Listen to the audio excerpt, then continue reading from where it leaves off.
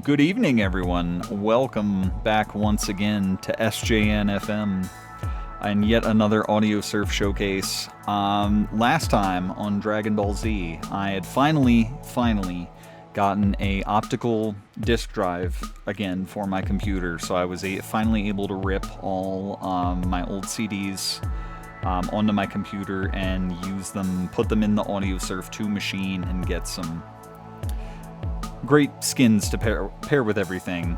So been a nice trip down memory lane. Tonight is a bit more of the same of that.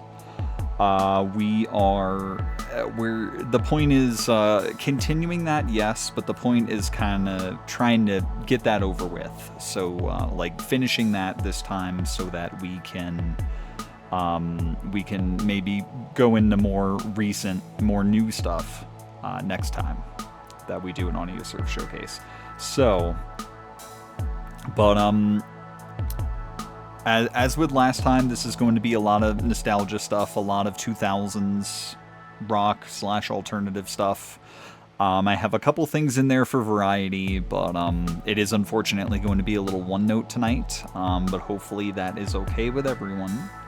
I can certainly assure you much more variety for next time. I've been kind of working on two of them simultaneously, and it's going to be much different and much more variety next time. It's going to be great. But for this last time, if you'll humor me, getting through the rest of my CD backlog, showing some songs that I really enjoyed back in that time period with all of you. There's going to be a lot of popular artists in here, ideally or hopefully some songs from them that you're not as familiar with as their main stuff. So hopefully I can still get to show you some new stuff you haven't heard before. I will try to insert a popular thing in there here and there every now and then so we can jam out together. But hopefully this is educational, informative to an extent. Been sharing some preferences and some favorites, and hopefully you guys enjoy them a portion at least as much as I have. If you haven't been here before, since this is the 7th of my Audiosurf showcases, just a few ground rules. First off, this is a very vibrant and flashy game. If you have a history of epilepsy and stuff, this might not be the best place for you. Fire's mentioned before, they have it. They've got a handle on their stuff or something else activates it, but just so you're aware of that, do whatever you need to do to take care of yourself. These songs are almost undoubtedly going to get copyright struck. It's stuff from the 2000s with all these artists that are just the perfect kind to do that kind of thing to us. But I have a method to the madness where I eventually edit it out for YouTube and everything. But unfortunately, as a part of that, I do have to mute the music when it eventually gets over there. So ideally, like seeing these live on my Twitch account is the best time to do it, so you can jam out to the music and it's not just like listed at the bottom there to check out yourself at a later time. So yeah, I'm going to extensively talk about each and every one of the songs that I play before actually playing them, but if at any point you need a reference for what song I am doing, there is that option at the bottom, or the little thing at the bottom that will show you the song I'm playing now, as well as the skin being used as well. Most, if not all, of the skins tonight are from the Steam Workshop, so these were created by other Steam users, other players of the game. Would be really awesome to eventually do something of the kind myself. That's kind of something I feel like I would be motivated to look into, and I don't think would be too difficult, but I don't know. But yeah, other people made these, and I do have the credits written down. I'm going to give credit where credit is due for these skins. Most of them are like 5 different people. The same 5 people come up every time, basically. as I've kind of alluded to already, most, not all, because there's at least one that's not, but most of the songs tonight are from my own personal collection. I have these albums physically. I am going to be doing some show and tell intermittently as we go. It is the genres these are pulled from are kind of one note largely. I understand if the genre isn't all for everyone, but at the very least should maybe be a little nostalgic for a certain period in time for a bunch of people. So we have a playlist of 19 songs tonight, most of which are from the 2000s. I'd say mid to late 2000s, and then we have a couple from the 2010s for variety's sake. So what we're starting with, and I have a feeling this is a band a lot of people will be happy to see returning. To start with, we're returning to Say Anything, which out of this run of revisiting or like showing artists from my personal collection is probably the highlight. They were very much my teenage angst band, and I have a couple albums from them that I really, really enjoy. This one's probably their most iconic. While I was working at my game store back in November, I want to say, someone came in wearing a hoodie for this album and was saying they just went to see them and they were having a 20th anniversary tour for this album, Is a Real Boy. Which is kind of crazy to think about, but I did listen to it in high school, so... but it's really cool album. I've always really appreciated how descriptive and like they're the kind of artists where like you learn words with like the vocabulary that they have, and it's very interesting. They have there was the song Admit It last time, which has my favorite sentence of all time. I will repeat it for you. Prototypical nonconformist, you are a vacuous soldier of the thrift store Gestapo. That's in one of their songs. And I do have the album right here. I was just looking through the booklet for it, and I kind of want to read you the preface of this album, which kind of puts everything in perspective, especially since... so this is the opening track to the Is a Real Boy album that we're going to be playing to start with tonight, Belt. And it's, as they put it in their own words, a song of rebellion. And I want to read you this preface to the album that kind of just sets the groundwork for everything and what to expect here. So Say Anything Is a Real Boy. The songs on this recorded album were originally written as part of a rock opera with a full narrative, spoken word interludes, and a cast of characters. The plot revolved around a moderately successful indie punk rock band called Say Anything, fronted by 21-year-old Max Bemis, an idealistic, introverted singer-songwriter crippled by depression and anxiety and alienated by what he sees as a vast hypocrisy inherent in society. One night, a supernatural power curses Max with a mysterious affliction. The curse causes his innermost fears, fantasies, and thoughts to burst forth from his mouth at any given time in the forms of fully arranged rock anthems. Max simply cannot control it. Anytime he feels a strong emotion, everything around him becomes a bizarre musical. Though Max's new powers at first seem only to frighten people, they soon cause the opposite effect, as Say Anything becomes an accidental phenomenon. The blatant honesty of the lyrics, as well as the freak show appeal of a man physically unable to censor himself, strike a powerful chord amongst the underground culture that once dismissed Max's music as unsubstantial. Now worshipped by rock and roll America as a Christ-like figure, Bemis sets out to use his powers to vanquish all hypocrisy. The proposed rock opera planned to chronicle Bemis's rise to power, as well as his undoing by the fundamental flaw in the logic of every self-involved, impassioned rock singer. Whether capitalist America is the enemy or not, there is greed, duplicity, and hatred in every human being, especially in the greatest hypocrites of all, the entertainers among us, whose need for attention fosters a sick dream that they alone hold the key to mankind's salvation. In the end, Max is left to fight the man with the corniest song he's ever written and the knowledge that accepting love and salvation lies within admitting he is nothing more or less than a human being.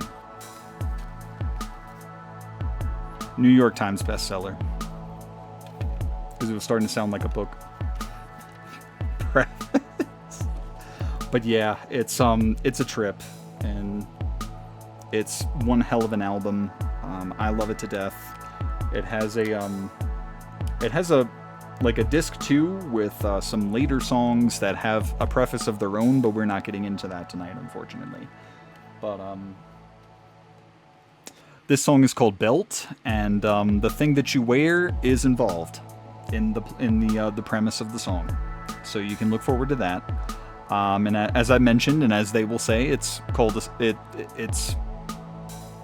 considered a song of rebellion, and it's to get us in the mood for tonight. All right, but let us see. All right, so for this one, we are returning to a tried and true one by this point that we've used a bunch of times, the synthwave skin. This song is very much not in the synthwave genre, but I tried a few other skins with this one, as I've tried a bunch of skins with all of them to see what works. And this one works surprisingly well, I think. There's a bit of a pilgrimage type, like he goes almost on like a quest over the course of the song.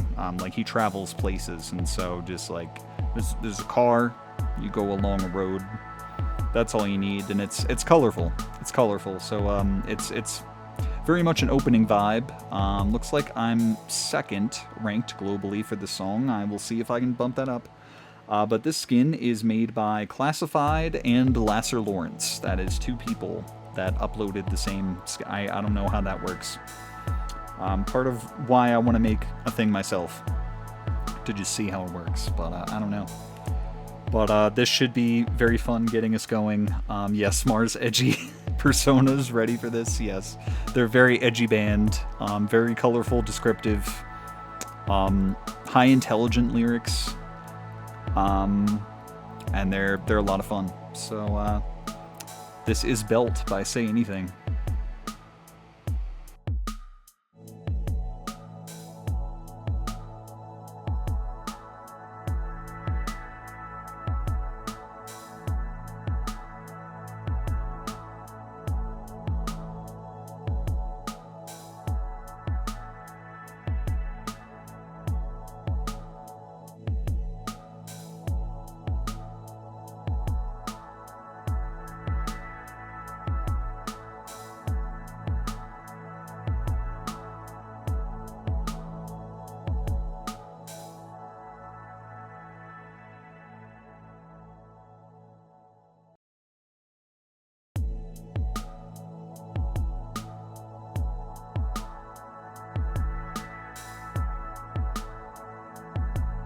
I feel like at one point, I feel like at one point with like Seth MacFarlane especially, and like Family Guy and stuff, I feel like there was a period of making fun of Dave Matthews Band a lot as like oh, of course a white person listens to that, or something like that.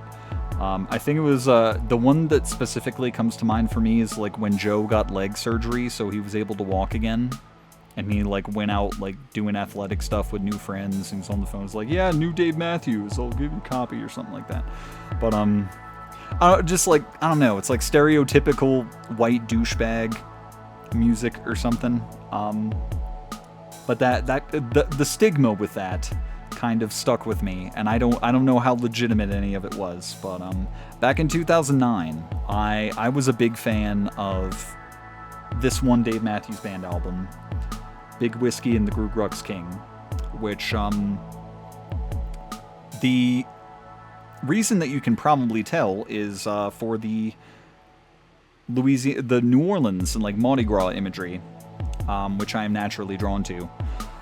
I don't know how much of that. Well, there's a song called Alligator Pie, so that's good. And then I want to say the video for one of the hits had some like footage of Louisiana like after Hurricane Katrina or something like that.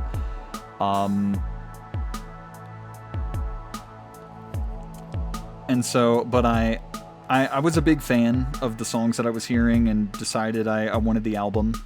This song that we're going to play is not one of the hits, but it was quite a discovery. It is a I don't think the criticisms toward Dave Matthews Band are in regards to their lack of talent. But if for some reason they are, I think this song would put that to rest, because this song is holy shit. This song is crazy. And one thing you're going to learn about me tonight is I love other instrument accompaniments. There's going to be a lot of string accompaniments in a lot of the songs tonight. There's some horns and stuff, and it's just like, oh, I love that shit. My parents like ingrained that in me, because they like big band, old timey stuff too, and just like that's what carried over for me. It's like, yeah, I like more modern stuff from my time, but it just takes things to another level. But this has, I mean, I feel like Dave Matthews Band normally has like strings and like horns and stuff, because they're big. They do stuff like that. But yeah, this song is like a so hearing the title "Shake Me Like a Monkey," your mind is probably telling you that goes in a certain direction, and you are correct in thinking that. It is very much sexual innuendo. It's like songs about like chemistry and stuff. I think there's going to be some very colorful imagery at one point, but the main thing to me is the instrumentals just being absolutely batshit insane. And this is the second track on the album, but the track before it is kind of just ambient stuff that feeds into this. So this is the first real song on the album to give you that sense of what's going on. And just, it's absolutely insane. But this is a pretty good album overall. I liked the hits, Why I Am, Funny the Way It Is. There's some other ones that are good. Squirm is also very similar to this. Alligator Pie is fun. Another one I was heavily considering doing is called Seven. That's pretty good. And then I do like the outer track of You and Me a lot as well. This might actually be a new one, but it's going to be familiar, because it's a play on an existing one. So for this one, so the base game comes with this stadium skin, which does look pretty nice, and it normally uses the song's album art with it. So that feature was like ingrained in the game. If you ever want that, you can just play on Stadium. But what we're doing is a variation of this that someone made. And maybe you remember if I find it first. Okay, there's that. Where is... It might actually be up there because I used it recently. And it is, yes. And you might also remember this palette skin that we used. I want to say it was last time we used for Musician by Porter Robinson. So someone kind of combined the two. So we get... Where was it? It was down here. So we have Palette X Stadium. So it's the Stadium look, but it uses like off colors and weird stuff like Palette does. And while regular Stadium would be nice, if you look at the album artwork, you're kind of just largely going to get sepia tone. And I thought the palette variation of Stadium would be a little more interesting to look at while things were going on, because it picks some more interesting colors and things like that.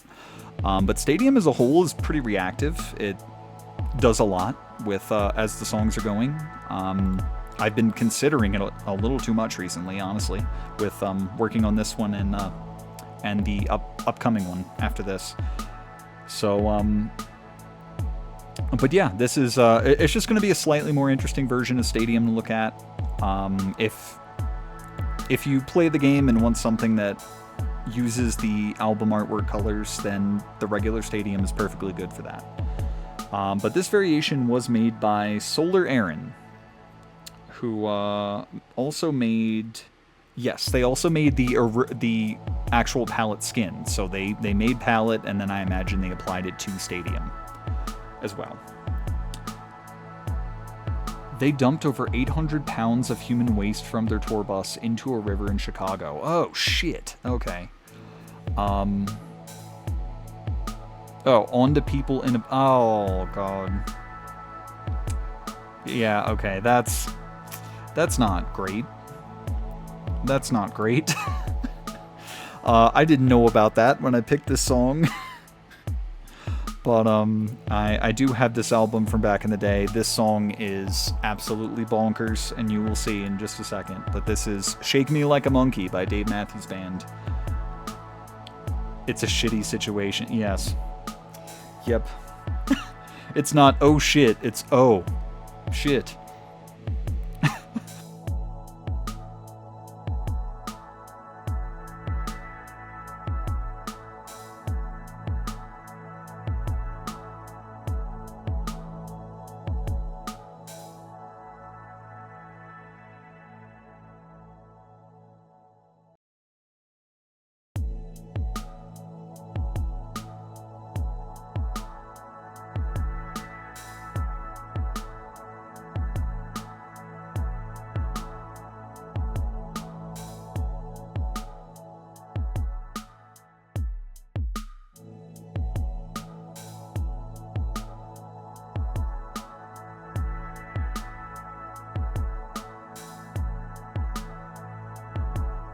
On the subject of Nickelback-y artists, do you guys remember Crossfade?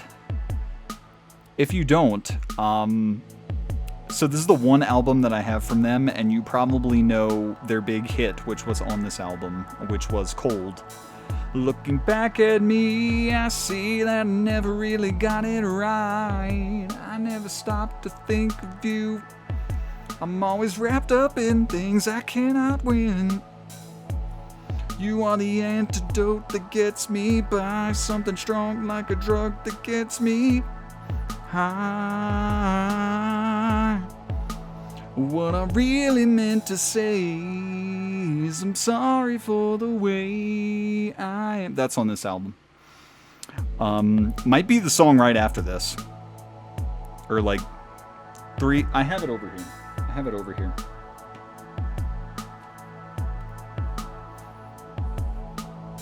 Show and tell. Remember, I'm supposed to be doing that.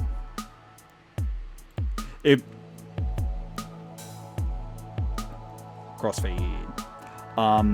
Yes, it is in fact the second song. So we're gonna be doing the opening track, which is the one right before the one I was singing.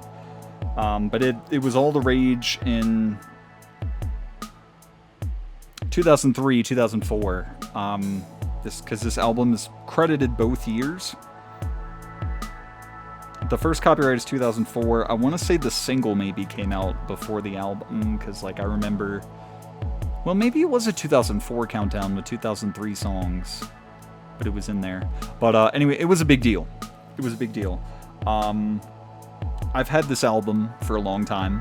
I love the art. I've actually drawn that symbol of theirs one time as a children, and it came out pretty good, I think. But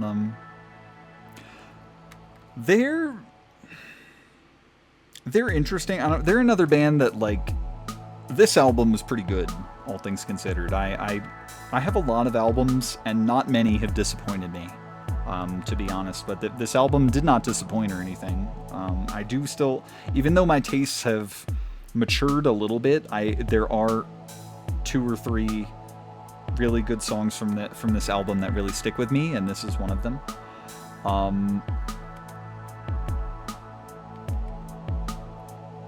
But the thing that I really like with this track are the verses. I think the like rhythm, the like intonation of the words in the chorus or in the verses is just really, really good, and it just really sticks with you. The choruses themselves may not be all that great, depending on who you are. It may be one of those songs where like you're not a big fan of one section, but another section's good enough where you're like, okay, I like the song anyway. But I really like the 2 verses. Both of them are a good length too, I think, pretty decently. And then I also like what it does for what should be like the midsection of a song, and I guess it is because they still do a chorus after it, but the chorus is like different after it hits, almost like a Forever the Sickest Kids type effect to it, which I'm sure they're not the ones to like pioneer that technique that I was talking about last time, where just like their midsection hits different, and then like when the chorus comes back in, nothing's the same ever again. Yeah, I really like the verses, and then I really like where the midsection goes and takes things to the end. The choruses are fine. They're fine, but I don't know, there's something, I feel like there's something a little weird or maybe like basic or just not right about how they arrange some songs or something. Like I don't know. How the guitar parts interact with the other parts, and it's a little weird, but this is a song that has stuck with me quite a bit. I absolutely love singing along with the verses, so I'm gonna have fun with it. So you would look at that deep red album art, and I imagine you would feel like I would feel with playing this song, where you would want the skin to be red as well, and just take advantage of that. I remember saying I found this full focus skin, and I remember saying, oh man, I would really love to do that with the Crossfade album. That seems perfect. And for this particular song, I wanted a skin that was a lot more reactive than this full focus skin was. So what I'm on, once again returning to something this time, there's not going to be a whole lot of new stuff, because again, what I mentioned previously with like diminishing returns and stuff, because there's not a ton of people making Audiosurf 2 stuff anymore, if at all. So what we're doing, if it's not up here, yeah, it's going to be at the bottom. So yeah, we're doing Album Drive again, which is another skin. It's a play on Rainbow Drive, which I actually haven't used in here in a while. I think I only ever used it in the very first showcase for Face My Fears.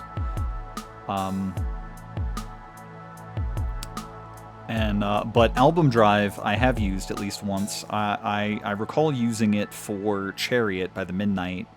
I don't know if that was last time or the time before. So much has happened.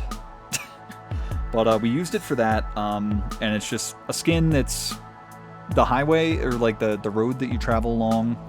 I just use highway as like the carryover term from Guitar Hero, but that's transparent, so you can get a good look at everything that's going on all the time. It uses the album art, and it's very reactive. There's a lot of stuff, there's like the horizon's very bouncy, and then there are these like orb things just vibing, pulsing in and out, reacting and stuff too.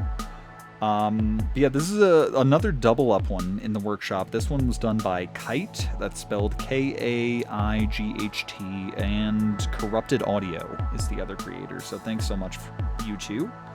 I do use this one a lot. Like, I come back to this one a lot, and I think I'm using it for one other song tonight, and probably stuff next time as well. It's just one of those. But this is Starless by Crossfade, off of their 2004 album of the same name, on the Album Drive skin, and let's get in that 2000s rock feel, if we're not there already.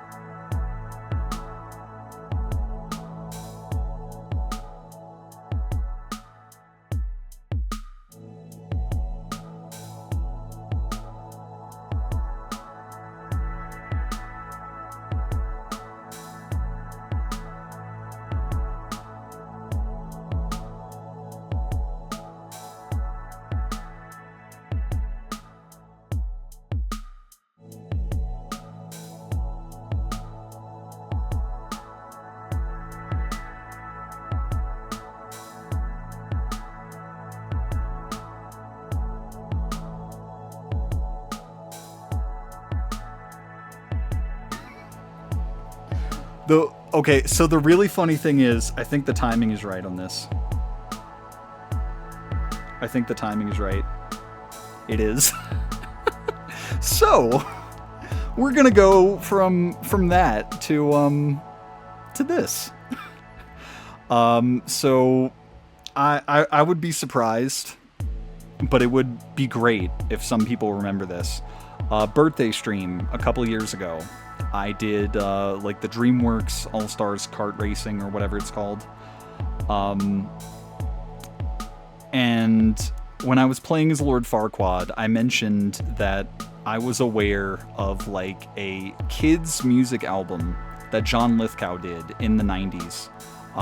John Lithgow is the voice actor of Lord Farquaad, as well as a bunch of other things, if you didn't know. I talked about it and said that it had like such a great meme song where he's just like rhyming people's names with different food items. And I believe I showed it there too, but I do actually have the album. John Lithgow singing in the bathtub, which is one of the songs on the album. And he's got the like very big like caricature artwork on the front. That is the artwork on the side, as you saw.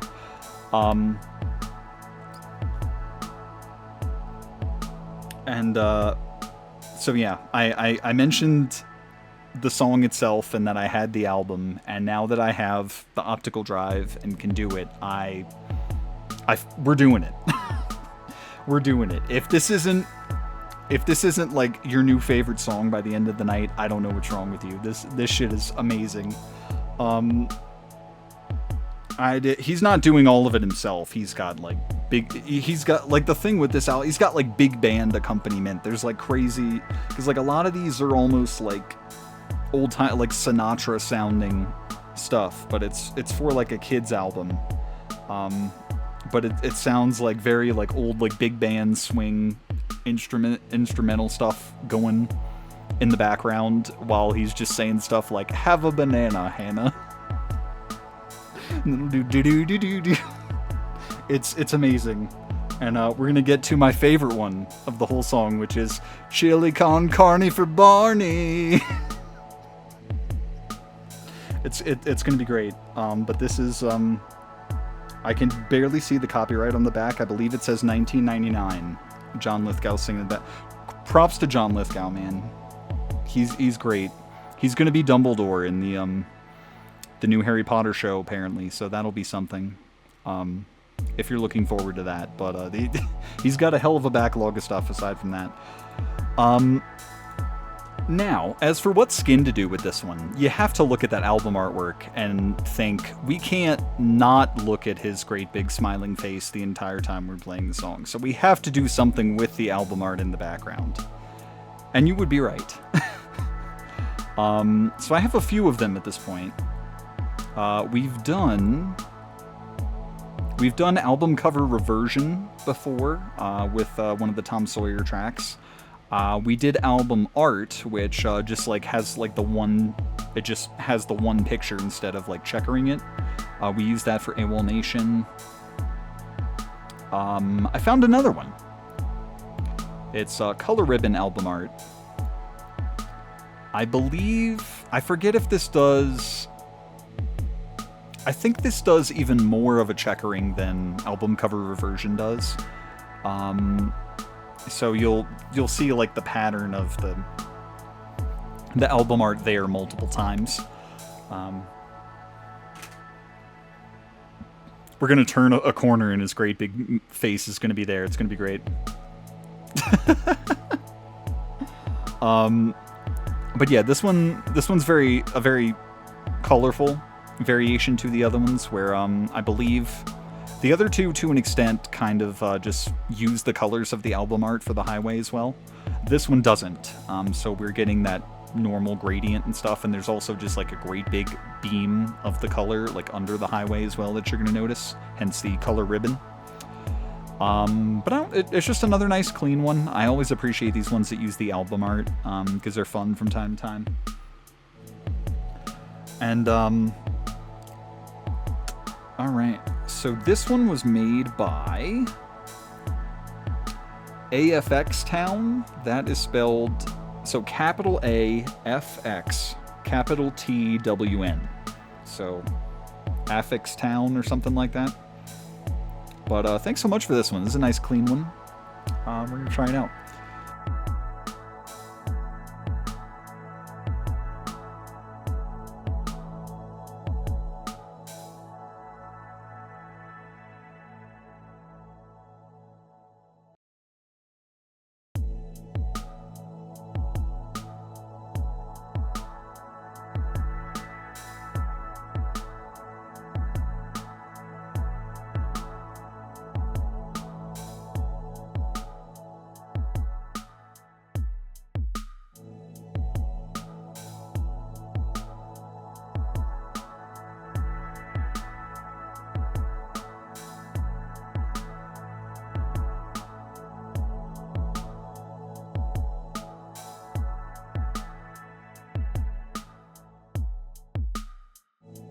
So similar to going back to Say Anything, we are going to revisit this Fall Out Boy album,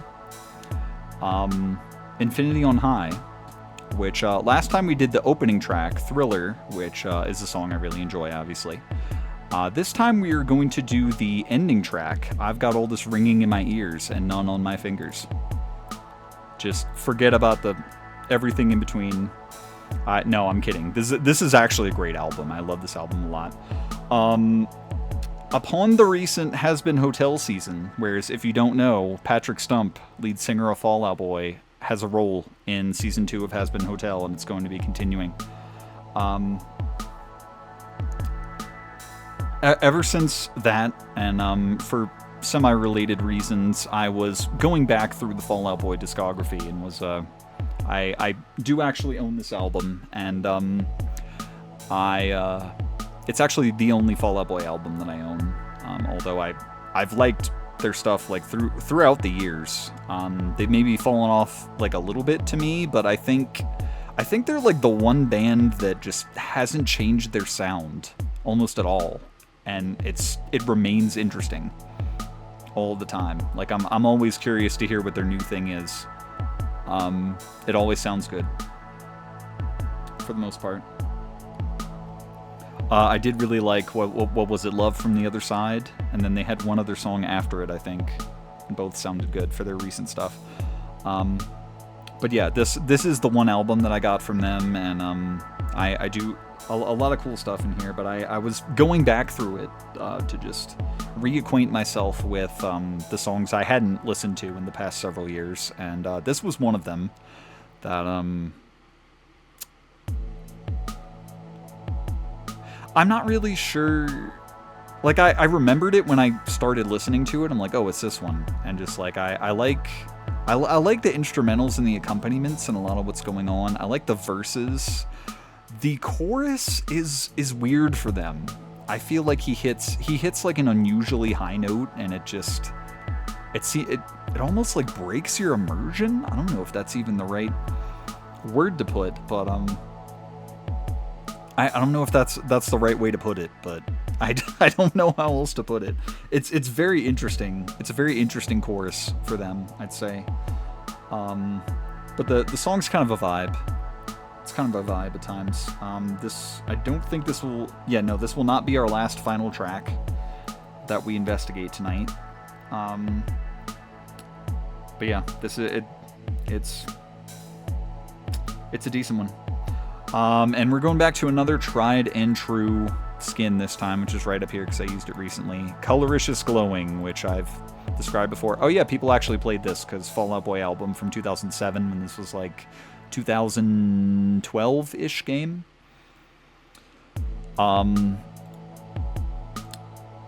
So yeah, it was going to come up. And cool. This isn't even a hit. It's the very last track on the album, so but it's cool that many people got to it. Does some fun stuff to it. But yeah, this is the skin that I like. This is just like what I play normal Audiosurf 2 on, where I'm not looking for anything in particular. This is like one of my go-to skins. And as much as I try to find better, more appropriate, better reacting skins for some songs, it doesn't really work out that way a lot. So it's kind of like I want to find something better, but you're just too damn good. Just kind of why we're here. So yeah, and this is made by Sergalicious, which do they have?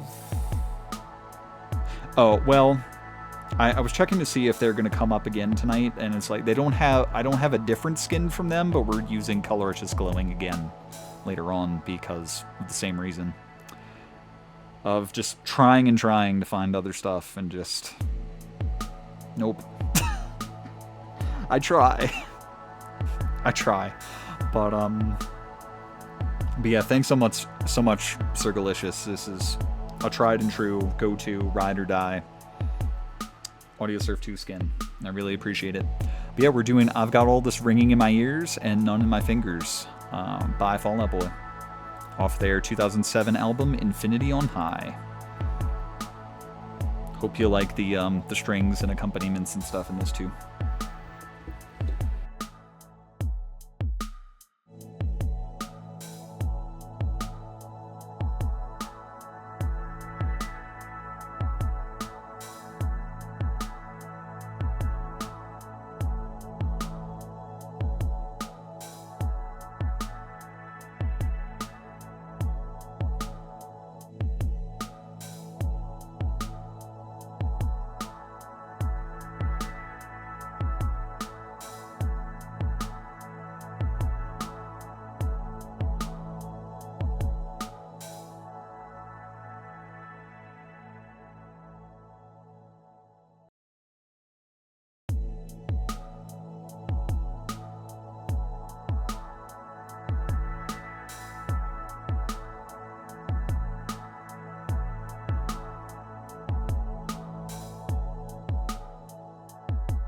Speaking of tried and true skins, we are going to go back to another one. I believe I saw this one. Here it is. So finally breaking out of the 2000s for a second, because this album's from 2013. I'm sure you're all familiar with Daughtry. Had a lot of great hits coming out of the gate.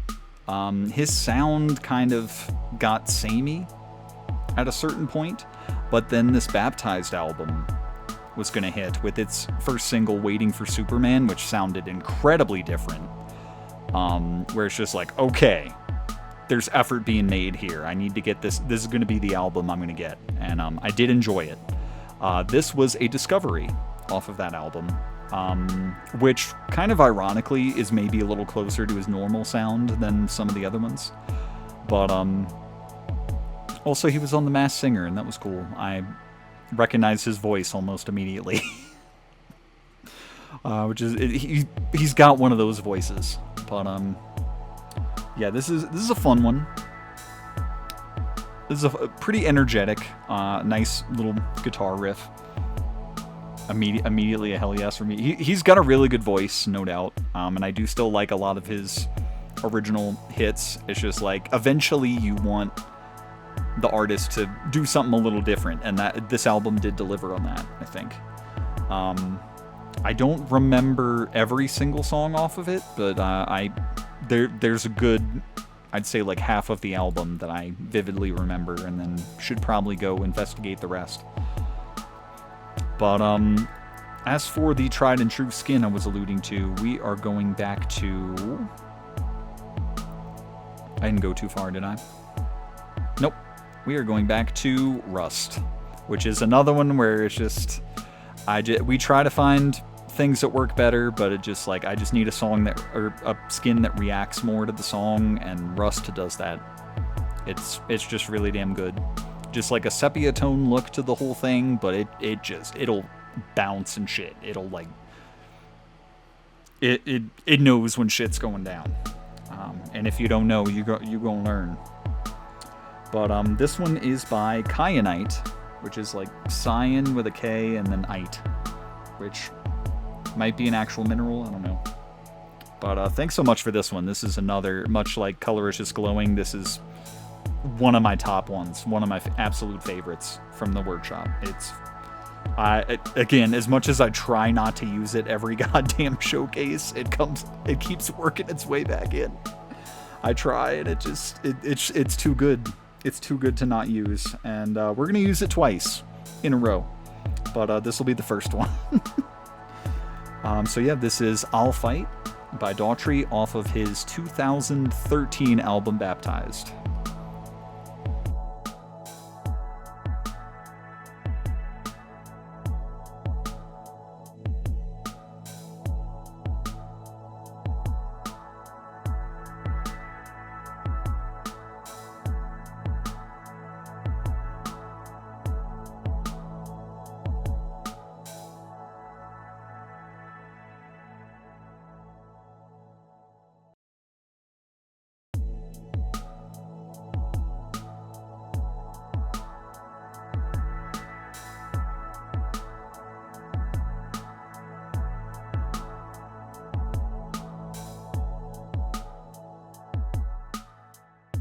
This is the other one we're gonna do on Rust. From the Prospects March EP of Coldplay's, which is a bit of a like continuation or extension of their Viva La Vida album, which was a big deal. I'm good. Yeah, Coldplay's one of those artists I feel like they're too big, like everyone's gotta have a Coldplay song that they like it a little bit. They're too big. You can't not have one at this point. I saw Coldplay during the Viva La Vida tour, which I'm not sure if you can see from here, but I actually have the tour shirt on tonight for nostalgia. I saw them in New Orleans, and I still think it was the greatest concert I've ever been to, because just like the songs were hitting great. They had played a great catalog of stuff. They were so funny, like they actually were, and they did so much.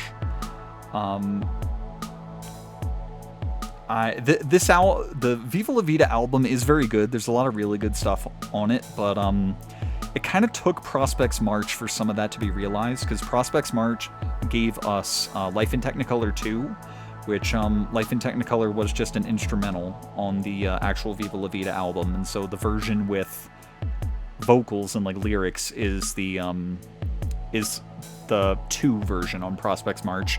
It gave us a standalone version of Lovers in Japan, which I believe it wasn't a hit until that. Because like the thing with Viva La Vida is a little weird to listen to, because they have a song that's great, and then for some reason they have a song that should just be a separate track, be part of that same track.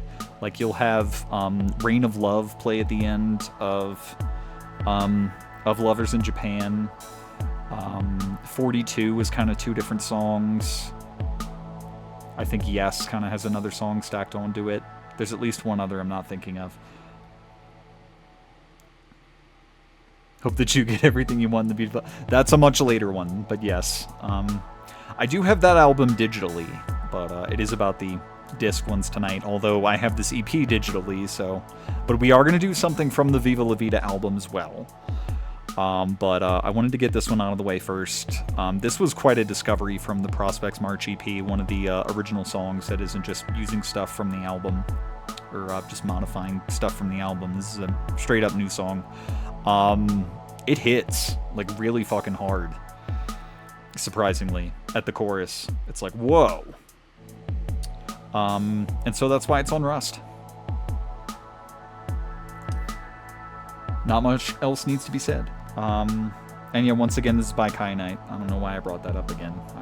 I knew I had that in my brain, my head brain, my skull mind.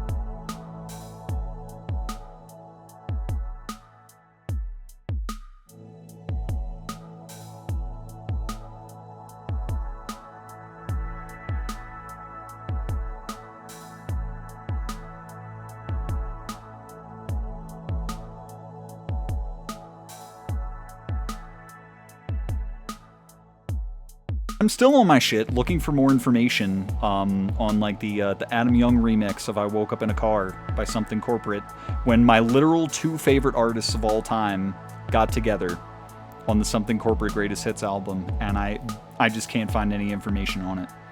And I need to know. Andrew McMahon and Adam Young. They're my 2 favorite. Like, how did that happen? Who reached out to who? Who liked whose stuff beforehand? I gotta know. I gotta know. I can't not know. So if anyone has any information, call this. Anyway, we are not making good time at all. All right. If you're tired of white people guitar stuff, you're in luck. We're going to take a very small break from that. Smar, I don't think it was the last Audiosurf showcase. I believe it was something else, but they mentioned the Owl City song that he did for that movie, The Croods, which was featuring this artist, Yuna, and that reminded me that I had a Yuna song that I could play. And so thank you, Smar. We're going to play that song tonight. This is, I do not own a CD of this. This is a digital single that I have. But I think you can agree that for variety's sake, we kind of need it tonight. It's like the only thing different from among the 19 songs tonight. So I kind of had to do it, but I want to do it. This song is really, really good. Because after hearing that Owl City and Yuna collab song for the Croods, I did look into Yuna a little bit. This was the song I found, and I'm like, this is fantastic. It's got a nice, like, can I say tribal? Is that a bad thing to say? I'll say exotic. It has a nice exotic sound to it. It's the kind of song I wanted to do, like an AMV for this back in the day. Another Balto AMV. It was all Balto AMVs. But it like that high up for me is like really gets the imagination going with the sound and just everything. It's great. It's really nice. And especially with all the songs being played tonight, it's really going to stand out in a really good way. And for this, we're going back to a skin that I don't think I've used since the very first Audiosurf showcase. I used it for Sad Machine by Porter Robinson back then. We're doing Crystal, which is like very, very mysterious, very interesting to look at. It fits the song really, really well. It's surprisingly colorful and vibrant, and it's great. It's absolutely worth coming back to the skin for this. And Crystal is by Epicus Jones, which is one of the big ones that comes up a lot. So thank you so much, Epicus. We're going to have another one from you later on that I finally get to show off, that I've had forever. But this one is really, really, really cool. I should honestly use it more, but I saved it for some really special stuff. So kudos to you for this one. It's really nice. But yeah, so we are doing Rescue by Yuna off, I don't know what album or anything. Nocturnal? Looks like Nocturnal. I want to say around 2015-ish.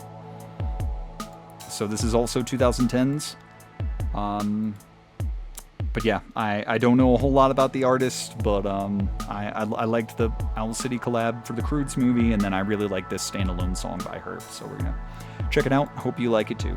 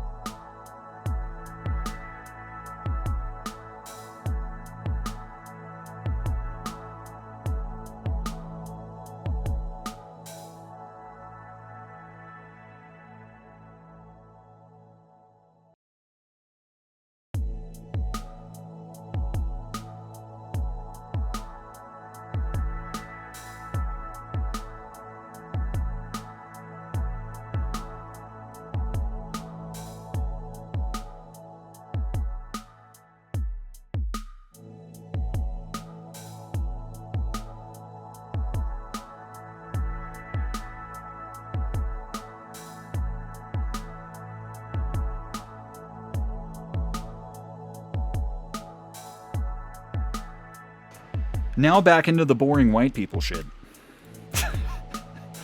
Ubastank.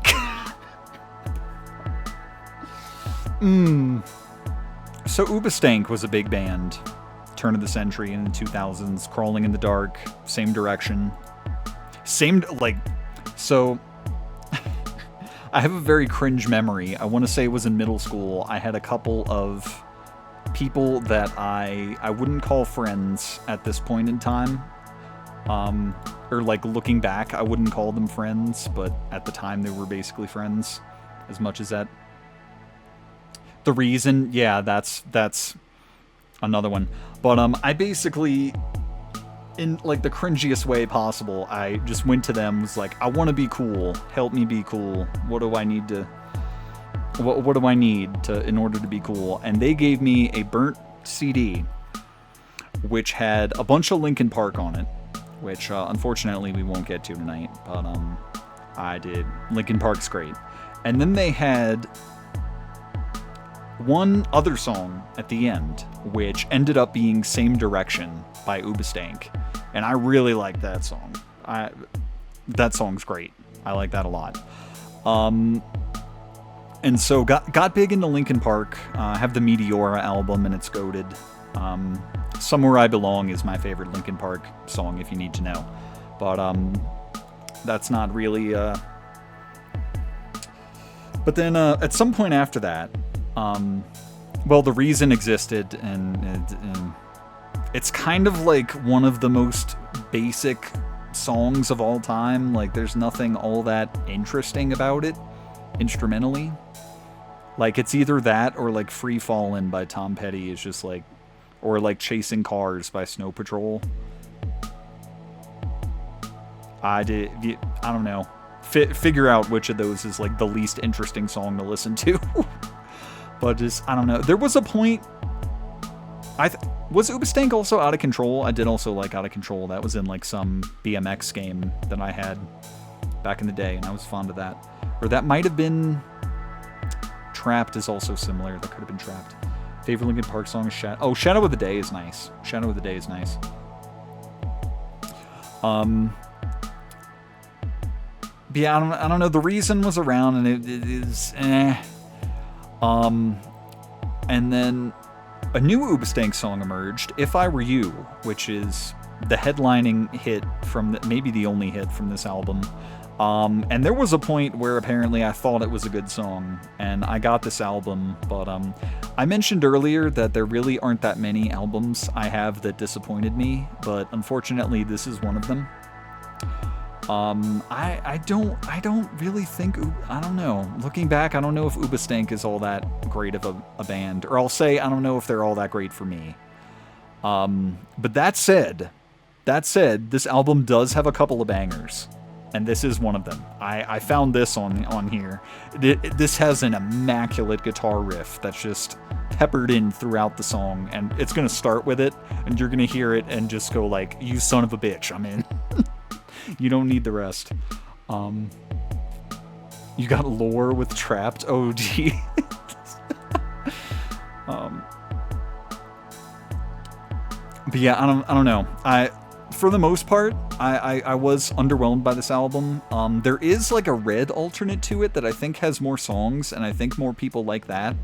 I do this album art is accurate, but I'm not doing this. Here's the Daughtry Baptized album, because I'm not doing those properly. But yeah, I do have the Green album myself, and it might be the basic bitch version of their album, but the fingerprint thing is cool, and it extends to the disc. I kind of like that. It's got a bit of a texture to it with that, and that's kind of neat. But I don't know. Overall, I was disappointed, but this is like a song that you gotta listen to, regardless of being overall disappointed with the album. Like, this is the big takeaway. This song is like really fucking good. I like it a lot. It stuck with me. I fuck with the guitar riff quite a bit.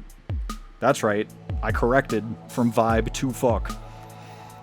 But for this one, we are going back to Album Drive, which is going to look different enough with the color scheme. We got the reds with Starless by Crossfade earlier, and so with this one, we're going to get the green from the fingerprints, or it's maybe going to look a little more yellowish based on the background. But I kind of wanted that. If you have the red version, you get the red with it too. I don't know. I don't remember from back in the day what was different about the two versions, and I didn't bother to look back, but I did. This album as a whole, not really for me, but they have a song that just starts with them like almost like condescendingly going, "At least I'm moving forward," over and over again, and just I don't know, but this song is a certified banger. It has the Sajin seal of approval. Album Drive is by Kite and Corrupted Audio, once again. This is a really good one. Always love these ones that are controlled variety in the form of like they take the album art colors, so like you have influence over what the skin looks like, and I like having that element in there.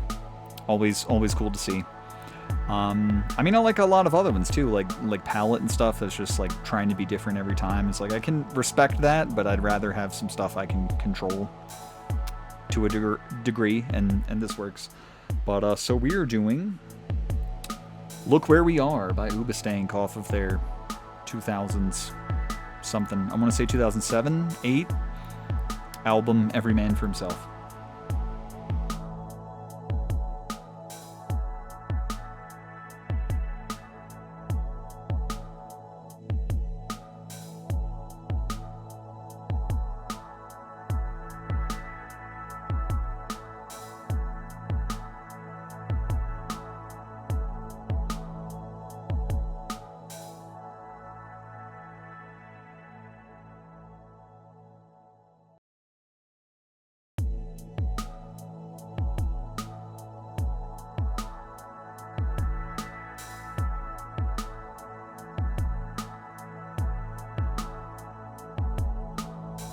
Alright. Speaking of things I'm excited to show you, we are back. A dinosaur story. But no, we are back on our Say Anything shit, finally. And this is from the second album that I have, In Defense of the Genre, which I said, I'm pretty sure I said in the last showcase that I really want to go back and listen to this whole thing again, and I still haven't. Because this is like a full-fledged 2-disc album. Like there's like 14-ish songs on each disc of this bitch. It's really big, and like it's thematically like the disc 1 is all like new sounding shit, and then the second CD is supposed to be like more conservative stuff, because like you can kind of get the sense from like the artwork here, but it's kind of like a old versus young, and it's got that whole theme to it, and just like the lyrics are still crazy here. Smar will probably remember the song No Soul from last time was from this same album, and what we're actually doing is we're playing the very next song that was after No Soul. So No Soul ends, and then this song starts. And I like both of these quite a bit, and this one's almost like pretty, I don't know, old time. It's almost got like a 60s, like 50s or 60s like doo-wop band type of swing to it or something. I may be doing a horrible job of explaining it, but yeah, this one just like especially compared to like what we've done of Say Anything so far and like their hard rock sound, No Soul was a little different, and I really love No Soul for how different it is, but this is a very different sound on the whole. And doesn't really get back to their usual sound until like you probably noticed Say Anything has a thing where they just like to do a completely different song toward the end of most of their tracks. Belt did it. I want to say something else I played it. Admit It does it to a degree.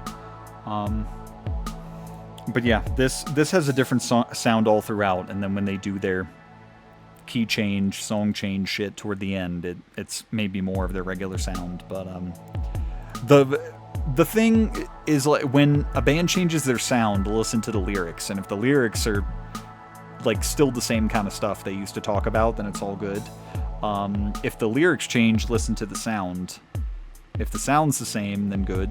But no, maybe it's not good. Just listen to the lyrics. Make sure the lyrics are still good, because that's how you could tell Owl City went to shit. Midsummer Station, it's just like, oh god, it's kind of depressing listening to some early Owl City and then listening to, like, what is it, Dreams and Disasters, the first song on Midsummer Stations, and it's like, stomp on the gas.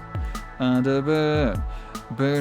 like, bro, what happened? You used to talk about like random shit, really like descriptive, and what is this? It's horrible, but he admitted that that was like a sellout, I need more album sales album. And he fixed it since then, it's fine. Made more personal shit with cinematic, and then making a song from his most recent album that might have been from the perspective of the volleyball and Castaway. That's fun. He's back on his weird shit, and so it's good. It's good. He's living his best life.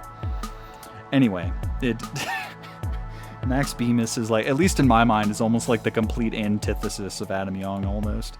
I don't know. I'm getting way off on tangents, but I love talking about music. I can talk about it all day. And for some reason, I don't talk about it enough until these showcases come up. But anyway, for this one, I'm especially excited because I've had a skin for forever, and I've just not... I've tried it time and time again in all these showcases to try and pair it with something, and I haven't liked it with anything until this song, finally. So we are doing... Problem is I gotta find it. I got so much shit in here. Okay. We are doing Velvet Sky, which has a very interesting vibe. It's like a blood or like a wine red trail at the bottom. You know that Hyperstar skin that we did for Star Worshipper a couple sessions ago? It's almost like the opposite of that, where it's like a dark, moody red instead of like the vibrant blue or whatever that they were going for, that ocean feel. I think the notes you want to hit are still like medals or like trophies. I think that was the same in there. But I think they're like two sides to the same coin, essentially. And there's like a moody, like very cloudy sky with like a moon in the backdrop, and you're gonna see it's very moody and like almost angsty and stuff. It works well with the song, I feel, which is why we're doing it. And this is made by Epicus Jones. So there's the other one for him. Them. I don't know them personally, but thank you so much. I'm glad I'm finally able to use this one with a song that I like the pairing. But this is a really, really interesting looking one, and I just didn't like how it synced up with other stuff, or how it vibed with other stuff until now. But this is That Is Why by Say Anything off of their 2007 album, In Defense of the Genre. Try to picture, if you don't remember the ending to No Soul, it was the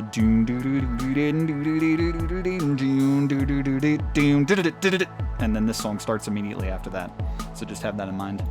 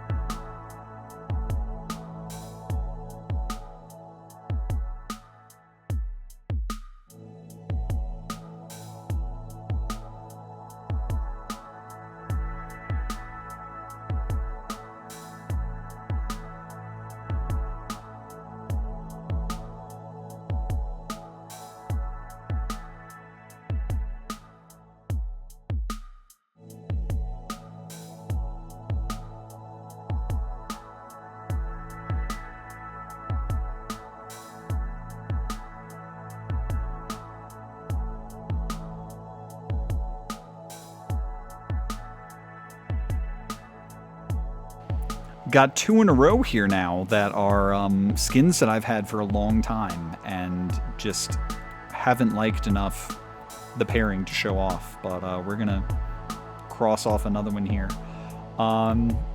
So here's another band I'm sure many people are familiar with, Lifehouse. I have one album from them, which is their 2007 album, Who We Are, here. It has the hits First Time, Whatever It Takes, which I really, really like, and Broken, which I also really like, but I will get to that later. This particular track from the album, I was trying a couple ones that I discovered from the album, and the other one didn't work out, and so I tried this one, and it worked really well with a skin I had been wanting to use. So it's Lifehouse has a bit of a like stereotypical kind of like basic sound. Hanging by a Moment. Yes, that's also Lifehouse, not this album. But yes, you got the right artist. But it was good for like how like stereotypical they can be at times. It was really good, I think, to find a really interesting song from them like this. This one is very unusual, I feel. And I like it because of that.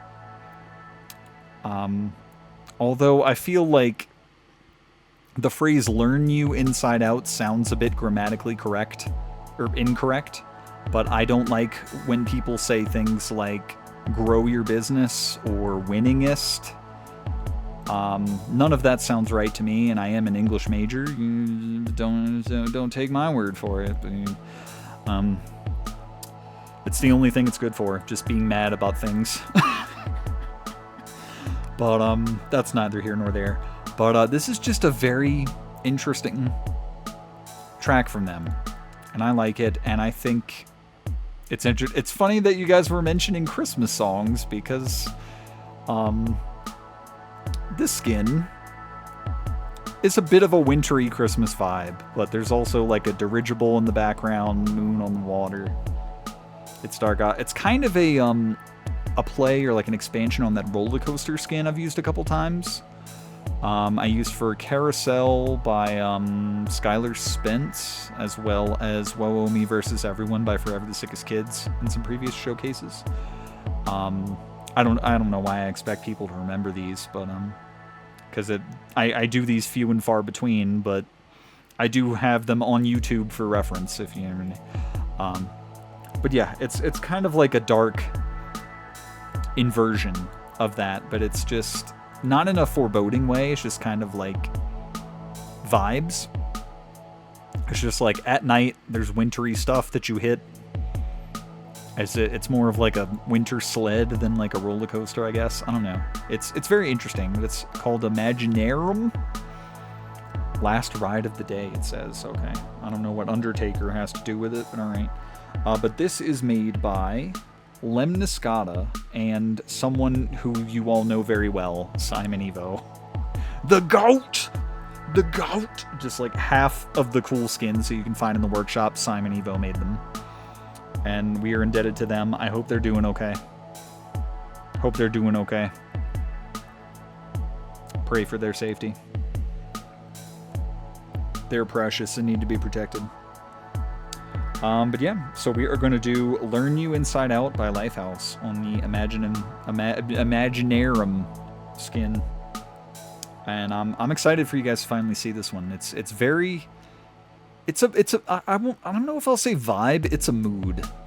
It's a very, very interesting, almost like provocative. It's like, what is going on here? But it's it fits the song really well, so I'm excited to finally put the skin out there with an unusual song for the type of artist that this is, I would say. But yeah, here we go.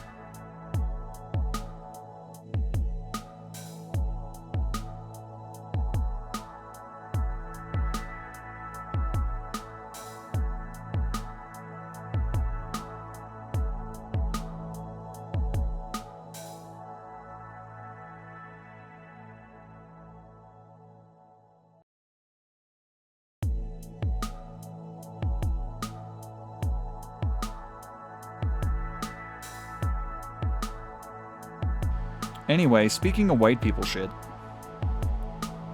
Breaking Benjamin. Ben Burnley himself from GUA had a band. And now we're... Oh, the crossover, yes. Is this a crossover episode? It is. It in fact is. Believe it or not, this is the only Breaking Benjamin album that I actually own, but it's a good one. Because So Cold was the song that hooked me. This is also a hit from that album, and is kind of a, if you're not in a mood to listen to Breaking Benjamin, I find you could still listen to this song. It's maybe the more, like, they're going for more of like a mainstream sound or something almost. Like, it sounds different from their usual stuff. But sounds more like other people, I would say. But it's good. I like it a lot. I like a lot of stuff on this album, to be honest. I like all the hits. This being one of them, probably the biggest one. Kind of fallen out with So Cold over the years, but this one stays with me. And then a lot of good discoveries, like Simple Design is an interesting one. Firefly. They have just like an acoustic song on there called Rain, I believe. This one's good. All around, whatever mood you're in, I feel it's pretty good to listen to. For this one, I probably don't even need to check this, but I will have to give credit at some point. For this one, we're returning to... So for this one, we are returning to Blue Steel, which has this funny description of 10 out of 10 scientists agree Blue Steel is great, but it's like cyan, like the color. Scientists. But anyway, I use this for a fucking phenomenal song, which is Fine on My Own by, fuck, why can't I think of the artist? Trapdoor Social. But yeah, just kind of fits the vibe. Like, this is an interesting one. It's a lot like Rust, I guess I would say, in that it reacts pretty well to things, but the color overall is very muted. So you generally want to find stuff where you want something to react, but not too much. And in the case of this song, like, you look at the album art and there's this like weird blue alien guy that's always kind of creeped me out a little bit. But you want a blue color because that. And this one like has like a film grain or like a texture over the screen and everything, and just like it hits the vibe. I feel like it's exactly the kind of thing that you want. And it's a pretty good skin overall. I like it a lot. And this is by Thick Frames, with 2 C's for the thick. So thanks so much, Thick Frames, and your wordplay with the scientist. Very, very enjoyable, and this is a pretty good skin.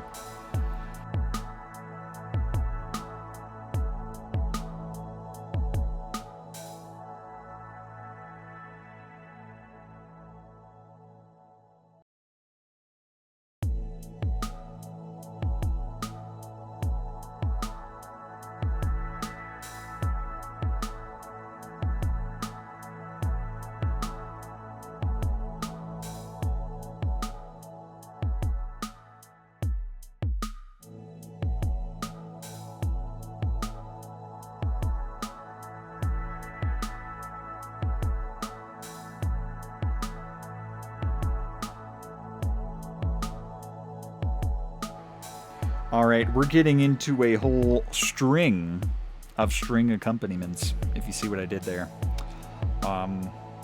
Leading into the emotional highs of the night.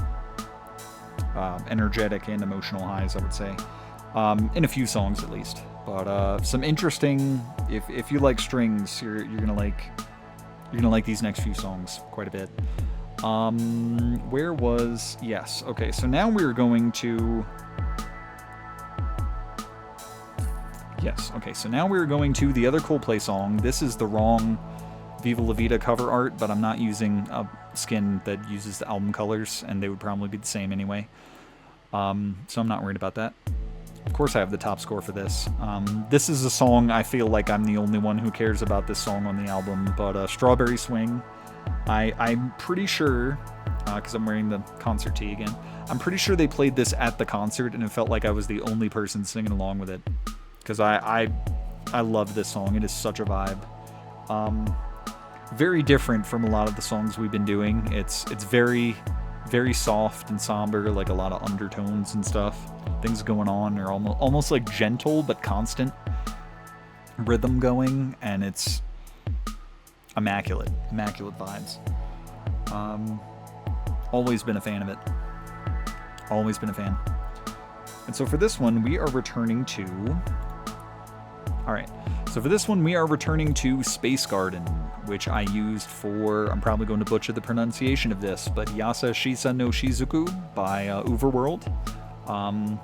As an ending to one of the previous showcases, I want to say number 5 or 4 I did that on.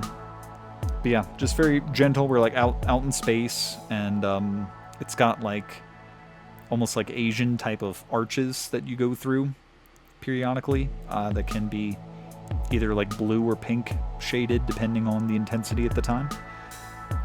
But it's gentle and vibey as well, which I feel fits the song greatly. And this is by Gingerbread, which I believe they I believe we've used other skins from them before. They would have come up when I did Space Garden, obviously, but I want to say they've made some other things for us. Not for me specifically, but like in the workshop for people to use. And their name has like, it's got like a hyphen? Just like dash and then underscore gingerbread underscore dash, just to make sure I get that perfectly right. But thanks so much, Gingerbread. This one is quite a vibe. So we're going to do Strawberry Swing off of Coldplay's Viva La Vida album.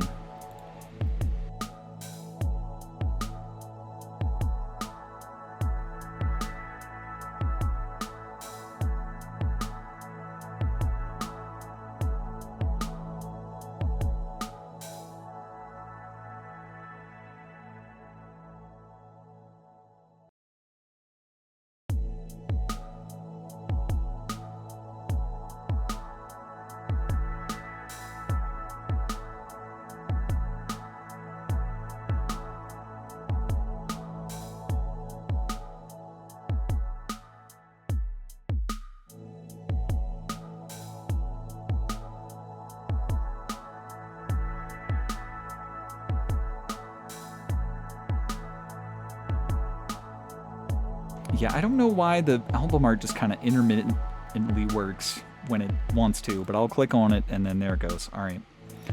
I can't believe it's taken me this long to get a song from this album. I feel like I don't talk about it very much, but so this is from Panic at the Disco's Pretty Odd album, which is one of my favorite albums of all time. Their first album with I Write Sins Not Tragedies, I mean, goated for that. There's another one on there I really like. I can't remember the name of it right now. I could like sing it, but I do. It's one of those long title ones. You know how they are. But yeah, like as great as some of the songs from that album are, they kind of all sound the same on that first album. And so after that fact, this album coming out after it, and just being completely different and just so interesting. Like the first listen on this, you just don't know what's coming around the corner. Like it's one song will sound like a freaking like 1920s little ukulele riff or something, and then another one is like a straight up country or like folk song, and then most of it's kind of like the whole thing is kind of a whole like Beatles tribute album. I don't think they're covers of Beatles songs. I think it's original stuff, but it's meant to be like, hey, the Beatles were a massive influence to us and fucking everyone else on the planet. But we wanted a whole album that reflects that. And God, it's just so much fun to listen to. It's so much fun. And needless to say, string accompaniments and horns and all of that, they run the gamut of instruments, and just it's fantastic and so great to listen to. 9 in the Afternoon is a banger. Yes, that started the whole thing. I love I love all the hits from this. 9 in the Afternoon, That Green Gentleman, Northern Downpour. It took a little bit to grow on me, but I really like Northern Downpour as well now. And just like every other track from this was a great discovery. So interesting. We will probably come back to this at another time, but This is the only song from it we're doing tonight, and this was my favorite of the discovered songs, so not counting the hits. It's one I've always really, really liked, to the point of like making a lyric video for it back in the day. Just the imagery of it, it's cut off a bit. Well, not at the bottom. It's called When the Day Met the Night, and is kind of literal with that, where it's like treating the sun and the moon as characters, and they're like having conversations and trying to get together, fall in love, and stuff like that. Great imagery. The string and like horn accompaniments for this really make it though. Like it's so much fun. Oh my god. They're so much fun. I really wish I never saw Panic at the Disco in person. And like during this album, like when they were touring with this stuff, that would have been the time to do it, and it's kind of dropped off ever since then. I find stuff from them to listen to every now and then when they pop back up.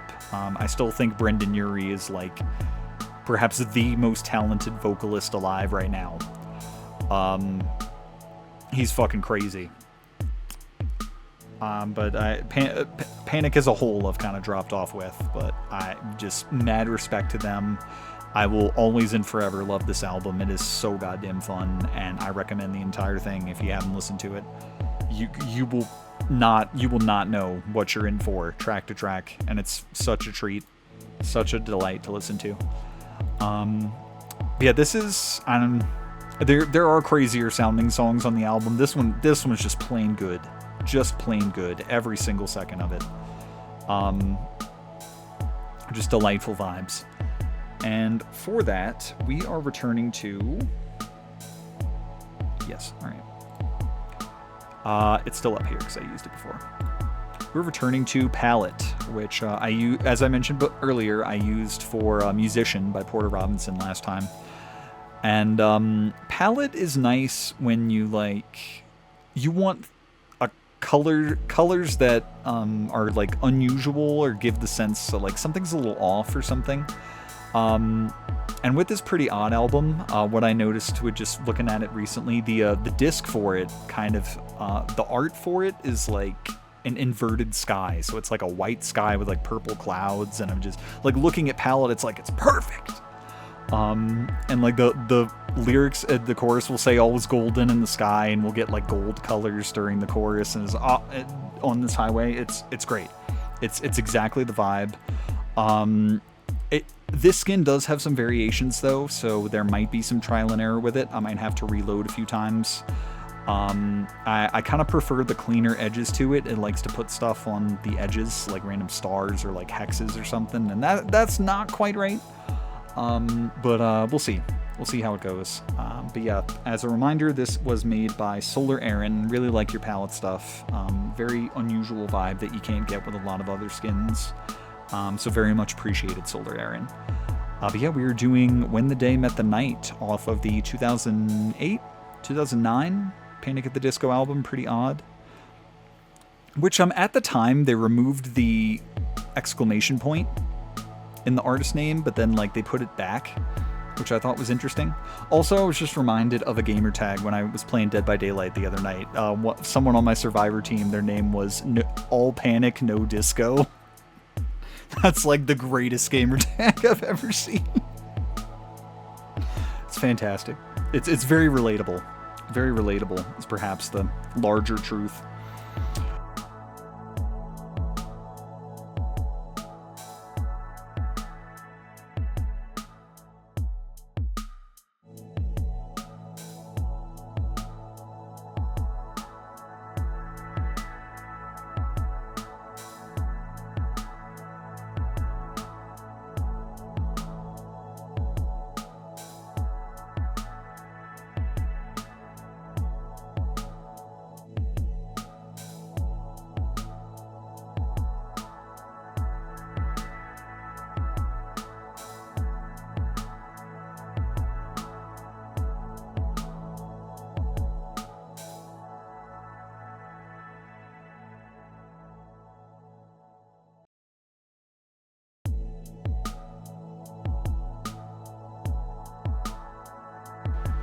Now you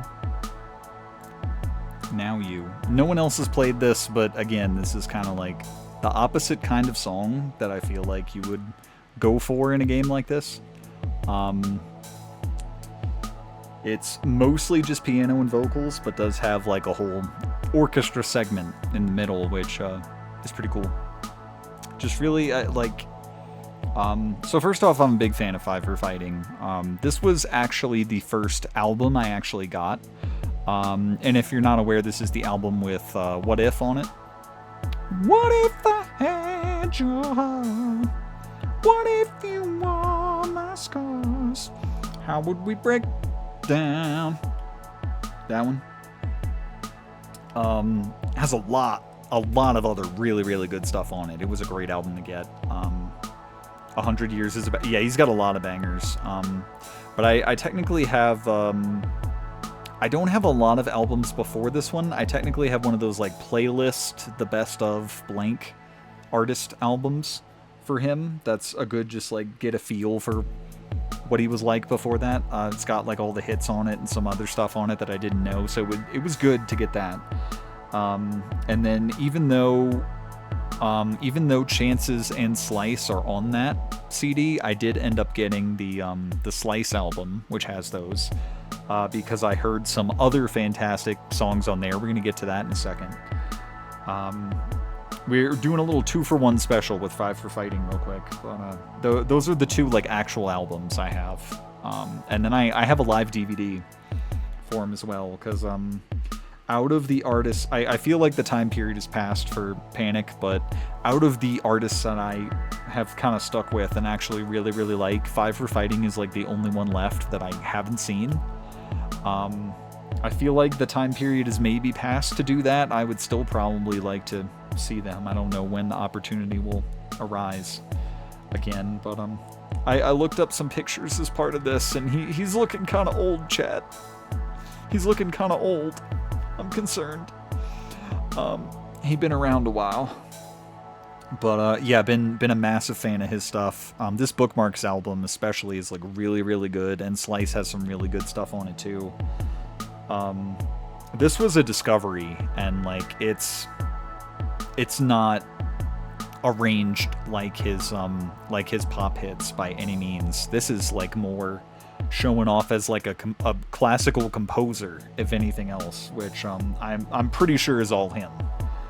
Because I think he's one of those like one-man band projects that I just really fascinate me, and I just tend to get into quite a bit.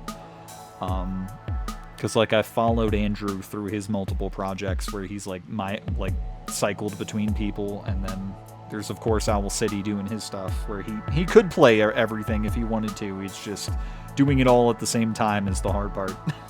So he needs other people on stage.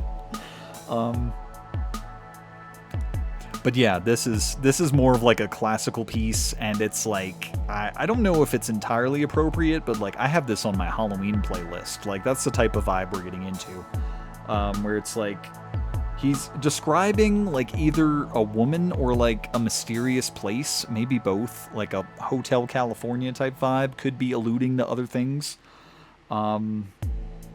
But just like describing a place with a bunch of contradictions and stuff. It's like 100 years old, born just yesterday. A bunch of notes, silent as they're true, and it's got a very like somber and like spooky, ominous vibe to it almost. But also kind of like it's that way because you fucked up a little bit.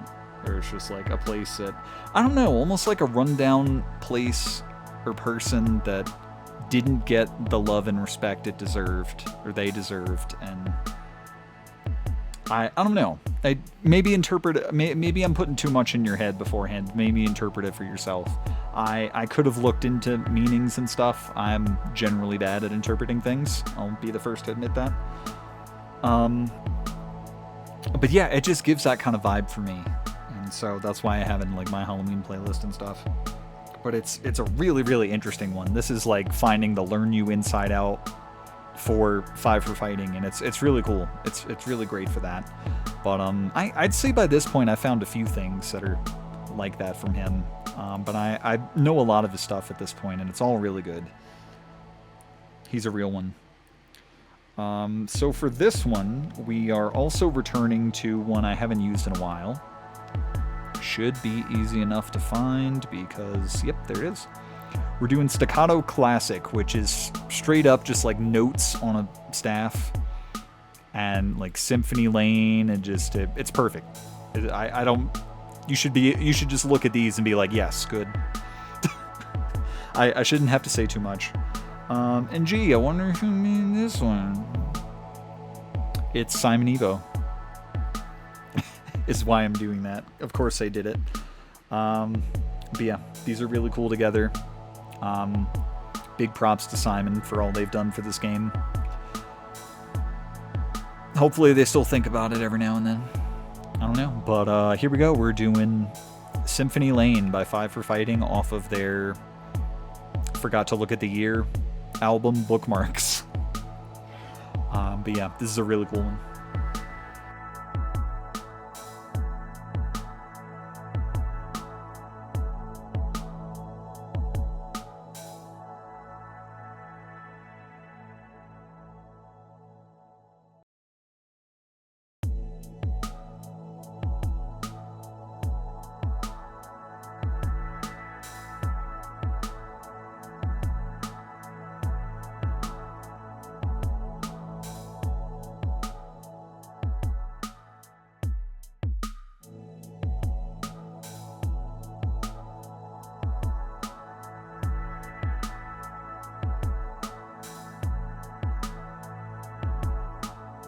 And then for the other half of our 5 for Fighting, 2 for 1 here.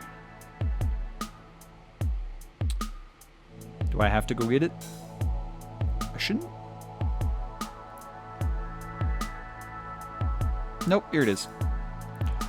Is from that Slice album. So the album before Bookmarks that had Chances on it is the big one. And then also Slice, which was apparently a hit, but this album also has really, really good stuff on it, and this is another perhaps slightly more traditional sounding song from him than Symphony Lane just was, but also has some really good like string and horn accompaniments and stuff like that.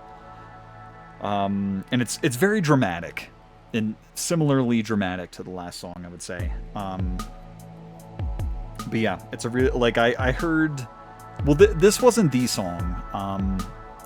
Because like after the fact, because I mentioned I had that playlist CD that had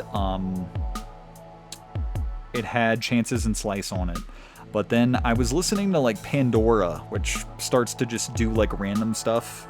It like recommends based on what I already like, and so they played a song from this album called Above the Timberline, which is fucking fantastic, and I was like, oh shit, I need this album.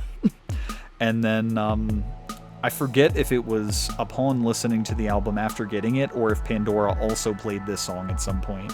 Because maybe both of the songs together, both Above the Timberline and this one, Love Can't Change the Weather, played, and I was like, oh fuck, I gotta get this album too now. Because these are really, really good. I was trying to find skins that work really well for this one, and I have some that I thought were appropriate but just weren't doing enough. I don't know if I'm incredibly entirely happy with the highway or the skin that I landed on for this, but we're gonna do it. I'd cut some other songs like as recent as like in the last week that I was gonna do, because I just wasn't finding anything that I felt was right, and that this song was probably the closest to being cut, to be all honest with you. So what I'm going to do is Hotline, which the last time I used this was for Single for the Summer by Sam Hunt. It's kind of got like I think it's like a Miami Vice type vibe or something it's trying to go for, with like the teal and pink color scheme that it alternates between. And then it's got like the spikes things that you're not supposed to hit, just kind of have like a marriage of those two colors, and that's where you get the vibe from it. But that's what it's going for, I believe. And I found it worked surprisingly well for this, because like normally outside of the two alternating colors that it uses, the backdrop is kind of just like a muted gray. So it's kind of, because like the theme of the song is like having marital or like relationship issues, but trying to persevere beyond that, I believe.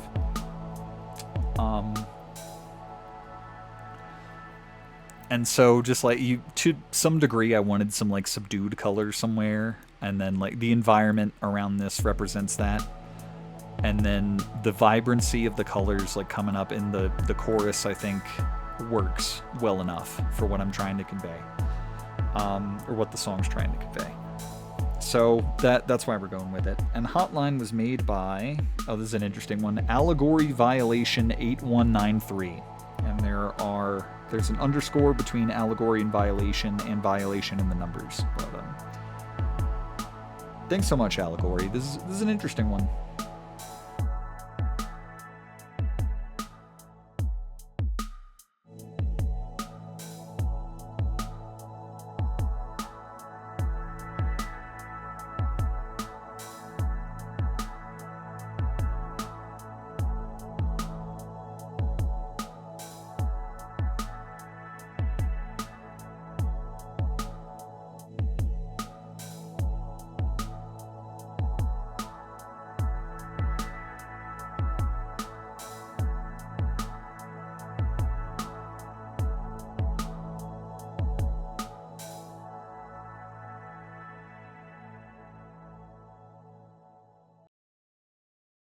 We are in the home stretch, guys. There are 3 songs to go. Very exciting. And we are going to our last Say Anything song for the night, which is hopefully still here. Here it is. Now, if you did know Say Anything before I started bringing them up in the previous showcase, and tonight, it will probably be for this song, Alive with the Glory of Love. It is normally my preference to try and show some lesser known ones, but this one's too damn good to not do. It's too damn good to not do. I mentioned that interview with that Max Bemis did that I watched a while back, and part of it was about this song, and I think like different parts of it were about individual songs, and that's why I was watching it, to get a better sense for some stuff. But also just like finding out how chill he was about the stuff is kind of interesting. But I forget how the explanation went entirely, but regarding this song, there was a thing about like, because we mentioned he's Jewish, or at least partially, and I want to say he had like a relative that went through the Holocaust, and like the closest way he could relate to that was being in love. And so he purposely wanted a love song with Holocaust imagery. I guess this might be a bit of a trigger warning, in case that bothers people, just to let you know. But that's just like, when I first heard the song, I'm like, oh, he's being very, like, they're mentioning some stuff in here, but it's like, no, that was entirely intentional. That's like the entire point of the song, actually. So just be ready for that. I also weirdly get images of, like, you know that movie Addams Family Values, where they go to the summer camp and like Wednesday falls in love with that boy there, or rather that boy falls in love with her. I picture those two with this song. I don't know why. They mention a camp or something at some point here, don't they? But or there's like a, if they catch us and dispatch us to those separate work camps, and it's like they put them in like a shack and made them like watch movies or something for that. I don't know why. But like the stuff of like them on different sides of the fence when like the Addams kids are escaping, and I don't know. I don't know why, but that's where my brain goes. But yeah, this is probably like the most known Say Anything song. I don't know how well the band is known aside from that, but it's a big one.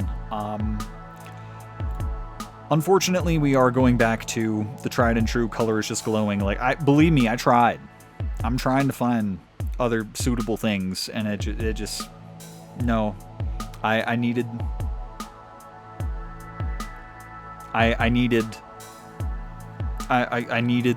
it to react the way that this skin reacts.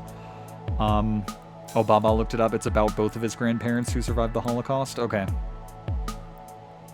yeah, there was something personal that he attached to it too, I thought, or at least how he put it in that interview. But yeah, it's that sounds right. Or he just like wanted to do a love song with Holocaust imagery, which is a weird thing to want. And so if that was the catalyst for it, it's like, hey, my grandparents went through that. Fun. You know how people think of the Holocaust? You know how you talk to your grandma? But yeah. And then as the name suggests, and once again, this skin is made by Sirgalicious. Thank you so much. I have just a goated skin. I can't get away from it as much as I try. So we are doing... this is the energetic high of the night, I would say. It's kind of a down slope from here, but we're gonna vibe after that for sure. But in terms of like going crazy, this is the song to do it if you want to go crazy. But yeah, we're doing the most well-known Say Anything song, Alive with the Glory of Love.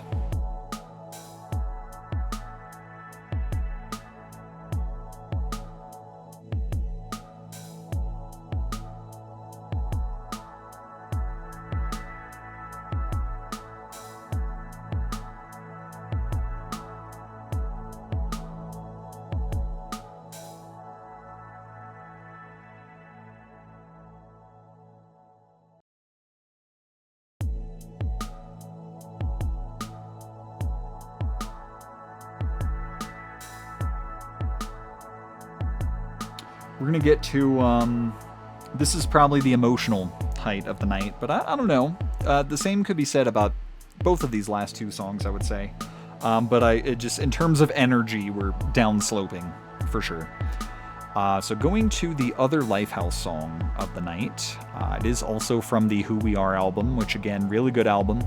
I really liked the hits and discovered a lot of cool stuff. This is one of the hits, but put an asterisk next to that because the version of this song that they eventually played on the radio and had the music video for is a different mix than the album version of the song. The album version is more piano heavy with strings, and I greatly prefer that, whereas the music video and like radio version, as I recall, is more guitar oriented, and I hate it. Don't listen to it. I'm going to play the better version of the song, as far as everyone should be concerned. But this has been... This, dare I say, is my favorite Lifehouse song. It's really, really nice. Maybe a little stereotypical, depending on how you look at it, but I just really like it. This is another one I wanted to make an AMV with. Yes, a Balto AMV. Shut up. I was who I was at the time. Kind of still am that. But it's that type of song with how it hits. Maybe you'll get that too. That's the hope anyway, but I don't know. But I really like it, which is why I want to show it. Tried some new, what would be new skins for this, but what I ended up going back to is... I think I remember seeing it. Yes. Aurora, which is just really nice vibe in and of itself. Last time we used this was for Dream Away by the Midnight. I forget how many sessions ago that was,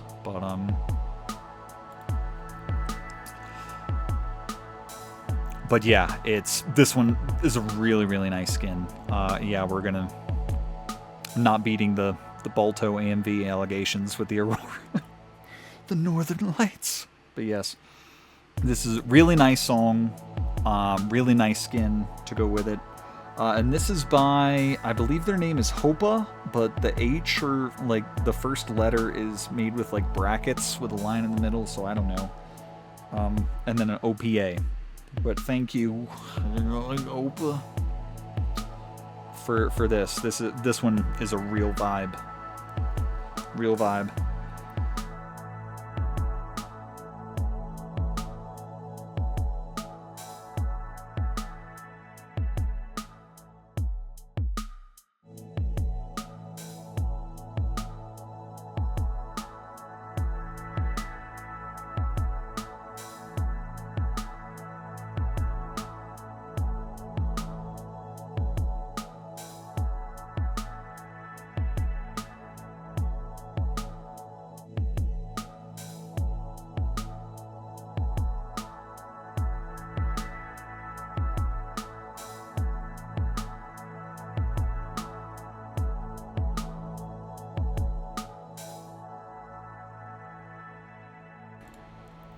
Okay, but the last song of the night, we are returning to. Where is it? We're returning to Safety Suit. I played their song Annie last time, and this time we are going to do the ending track on their album of the same name, Life Left to Go. We're doing the song called Life Left to Go on the album Life Left to Go by Safety Suit, which you prefer to eat your. Yeah, it's very appropriate, the message of this song. Given this almost like sounds like they're a rescue team or something trying to talk someone down from a ledge or something. And the point of the song is, hey, don't unalive yourself. And that's it. But I think the production of this song does more than anything else in it. It's just kind of like acoustic vibey, but they put like almost like an aquatic type filter on the voice at times, and then at other times it sounds like they're coming through like a walkie-talkie, as I mentioned, trying to like talk someone down. You even like hear the effect of them like turning the walkie-talkie off, and it's funny because Audiosurf counts it as a note. It's like, enough's happening there, make him hit a note. But it's like they really put a lot into this. Like the song itself might be like whatever, like it probably wouldn't be memorable at all if it didn't have these effects applied to it, but it is a vibe with them. Like just, you see how they in the water right there? It's like that. So yeah, we've done the energetic high and the emotional high. This is just, I'm practically singing you a lullaby at the end here. It's just a vibe, and it should be nice. And so for this one, I do have one last new skin to show you to go with it, because this one's kind of, it doesn't really have much of a highway to it. It's called Light Shaft, and is more about just putting on a light show. Travel through time. I don't know about that, man, but it does use the album art, so it's going to be the blue and brown that you see, and it does really interesting things with the spaces between the light arches that you go through, and when it does like the corkscrew note, it looks really, really good there. I think it's going to look nice, and is we're kind of just floating in the space. There's a very transparent highway. The highway's barely there, so we're just floating through space. And this one is by Zinth, which is synth with a Z at the beginning instead of an S. But thank you so much, Zinth. I've been actually looking for one. I think I mentioned I almost did this one last time with Shot Out of a Cannon by Andrew McMahon in the Wilderness. I almost did this one for that. But I think it's better for this. I tried to do some, like I have the oceanic skin and stuff. I tried to do stuff like that, but I think this is better for the subtle, like flowy nature of the song, and just how it's more of a vibe, and not, you don't really want something stable under us. We just want to float. We want to float. But yeah, so we are doing Life Left to Go by Safety Suit.